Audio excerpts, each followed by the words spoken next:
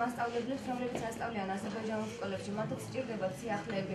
იქნებ გამომდინარე, რომ მათ არ აქვს საშუალება, რომ ისწავლონ ქართულად. 20 წლის წინ 450 სტუდენტი საერთოდ არ იყო ეთნიკურად აზერბაიჯანელი უმაღლეს სასწავლებლებში. ჩვენ 5 წლის განმავლობაში ვეძებდით იმას, რომ სულ რაღაც 15 სტუდენტი რომ შეგვეკლიფა ერთად. ეს იყო შეუძლებელი, მაგრამ მასთან რაც შეიქმნა პროგრამა 20+1 ქართული ენის შესწავლის კურსი.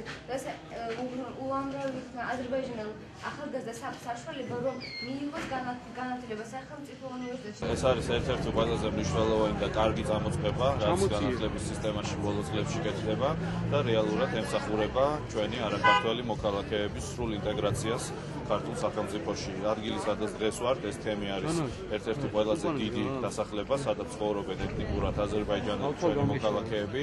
ეს დასახლება და თემი ყოველთვის იყო იზოლირებული იმის გამო, რომ აქ ცხოვრებ ადამიანებს უჭირდათ ქართულად საუბარი, უჭირდათ სწავლის გაგრძელება ქართულ უმაღლეს სასწავლებლებში, უჭირდათ სამუშაოს და სამსახურის მოძებნა და სწორედ იმის გამო, რომ ფუნქციონირებს ქართული ენის სახლი, იმის გამო, რომ შენდება ქართული საშუალო სკოლები, ყველა აქ ცხოვრებ ადამიანს, ისევე როგორც ქვემო ქართლის მოსახლეობას, ისევე როგორც სამცხე-ჯავახეთის, ისევე როგორც ყველა ეთნიკურად არაქართულ ჩვენ მოქალაქეს აქვს საშუალება იყოს სრულფასოვანი მოქალაქე, მიიღოს მონაწილეობა ქვეყნის ცხოვრებაში და აქედან გამომდინარე კონდეს იმისი აღქმა, რომ საქართველო არის მისი სამშობლო.